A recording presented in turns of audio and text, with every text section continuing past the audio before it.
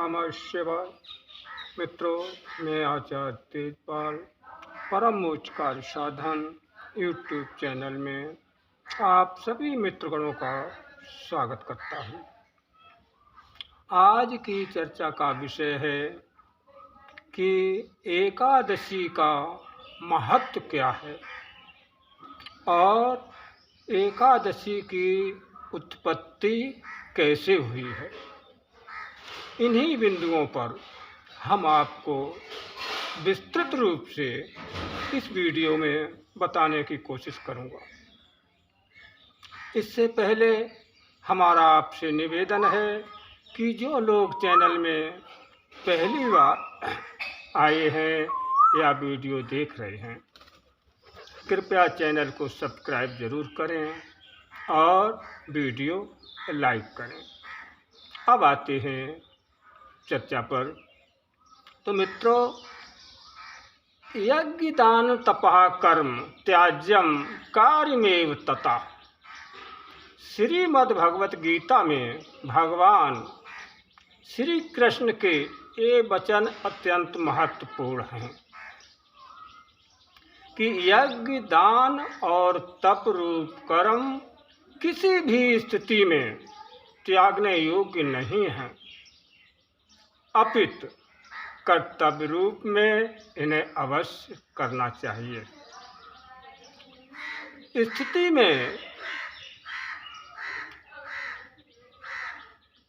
शास्त्रों में तपः के अंतर्गत व्रतों की महिमा बताई गई है।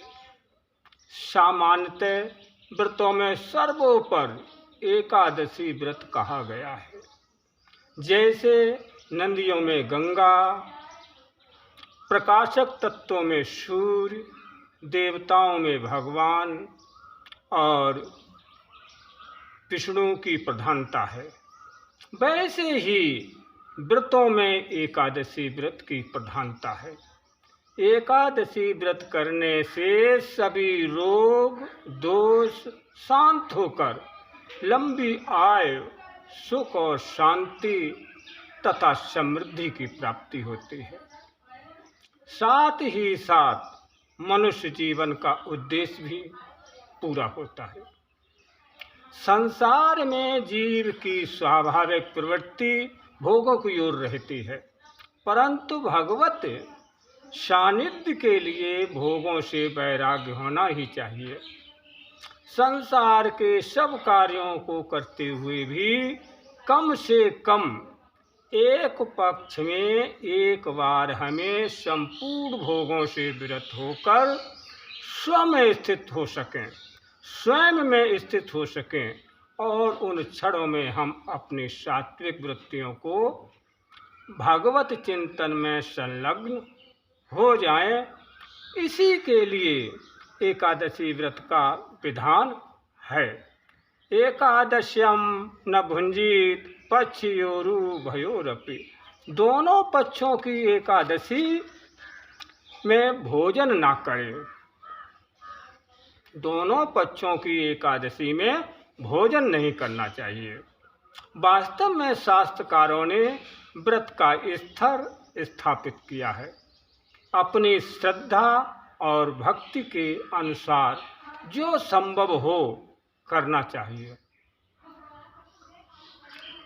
नंबर 1 निर्जल व्रत, नंबर 2 उपवास व्रत, नंबर 3 केवल एक बार अन्न रहित दुग्ध आदि पेय पदार्थों को ग्रहण करना चाहिए। नंबर 4 नक्त व्रत।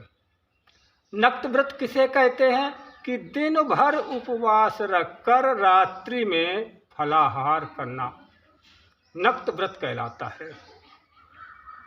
और नंबर 5 एक भुक्त व्रत, किसी भी समय एक बार फलाहार करना, ये एक भुक्त व्रत कहलाता है।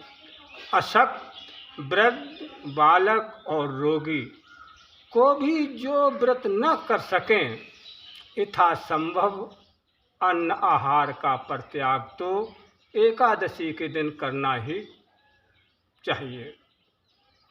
ये एकादशी का महात्म हुआ है। अब बात करते हैं एकादशी की उत्पत्ति कैसे हुई है। एकादशी की उत्पत्ति कैसे हुई है। एक समय की बात है कि पूर्व काल में ब्रह्मा जी के वंश में तालजंग नामक राक्षस पैदा हुआ। उसी का एक पुत्र हुआ जिसका नाम मुर था। मुर ने देवताओं पर हमला करके और इंद्रासन प्राप्त कर लिया। इससे दुखित हो इंद्र भगवान विष्णु की शरण में गए और कहा, प्रभु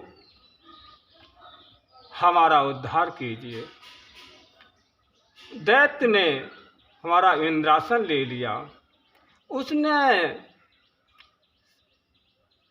अग्नि, चंद्रमा, सूर्य, वायु तथा वरुण ये सभी दूसरे बना लिए हैं। जनार्दन मैं सच्ची बात बता रहा हूँ, उसने सब कोई दूसरे ही कर लिए। इस प्रकार इंद्र की बात सुनकर भगवान जनार्दन कहते हैं कि हे इंद्र, वो कहाँ रहता है और उसका रूप कैसा है। तो मित्रों, इंद्र की बात सुनकर भगवान दुखित होकर के चक्र सुदर्शन लेके और उस मुर नाम के राक्षस पर हमला कर दिया। सारी सेना उनकी परास्त कर दी। मुर भाग खड़ा हुआ। इधर भगवान विष्णु भी बद्र का आश्रम में आकर के सिंहावती नाम की गुफा में आराम करने लगे। लेकिन उस दैत्य को बहुत खटक रहा था कि किसी तरह इस विष्णु भगवान को मार डालो। तो मित्रों, वो पीछे लगा रहा। वो ही दैत्य, मुर दैत्य, उसी गुफा में जाकर के पहुंच गया जहां पर भगवान विष्णु सो रहे थे और उसने विष्णु भगवान को मारने का उद्योग किया। उसी समय उनके तेज के अंत से एक कन्या प्रकट हुई। उस कन्या ने हाथ में तलवार लिए थे और उस दैत्य को ललकारा, उससे युद्ध करने के लिए तैयार हुए। तो मित्रों, जब उस कन्या ने एक तेज हुंकार से उस मुर नाम के राक्षस को भस्म कर दिया। जब भस्म कर दिया, उसी समय भगवान विष्णु की नींद टूट गई, वो जाग गई और कहा कि मेरे इस शत्रु को किसने मारा है। ये हमारा शत्रु है, हमें मारना था, लेकिन ये किसने मारा है। तो उस कन्या ने कहा, प्रभु आपके प्रसाद से इस दैत्य को हमने मार दिया है। भगवान ने कहा, कल्याणी, तुम्हारे इस कर्म से तीनों लोकों के मुनि और देवता आनंदित हुए हैं। अतः तुम्हारे मन में जैसी रुचि हो उसके अनुसार मुझसे कोई वर मांगो। देव दुर्लभ होने पर भी वो वर मैं तुम्हें प्रदान करूंगा। इसमें तनिक भी संदेह नहीं है। वो कन्या साक्षात एकादशी ही थी। उसने कहा, प्रभु, यदि आप प्रसन्न हैं तो मैं आपकी कृपा से सब तीर्थों में प्रधान, समस्त विघ्नों का नाश करने वाली तथा सब प्रकार की सिद्धि देने वाली देवी हूँ।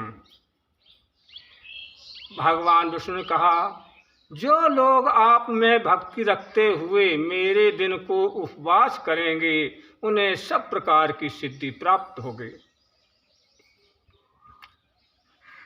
और जो लोग उपवास, नक्त अथवा एक भुक्त करके मेरे व्रत का पालन करें उन्हें आप धन, धर्म और मोक्ष प्रदान कीजिए। भगवान विष्णु कहने लगे, कल्याणी, जो तुम कहती हो वो सदा पूर्ण होगा।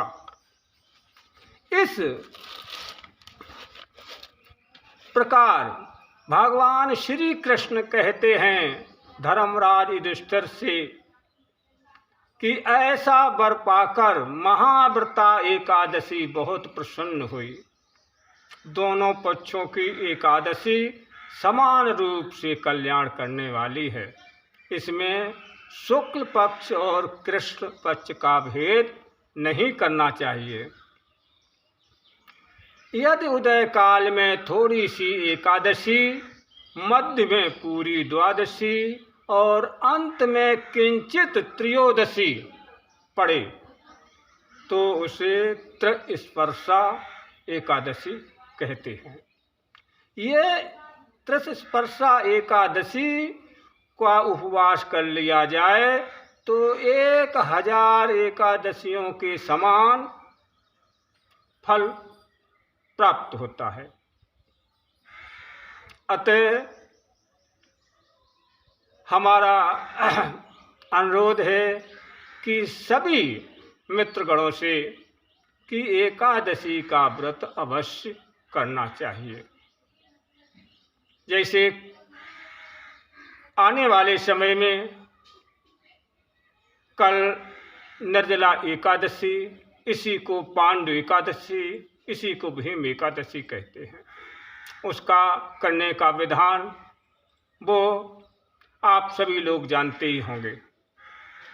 इसी के साथ अगर हमारी ये वीडियो आपको पसंद आई हो तो लाइक अवश्य करें और सब्सक्राइब भी करें, साथ ही साथ कमेंट भी करें। अब हम चलते हैं और आप अपना ध्यान रखें।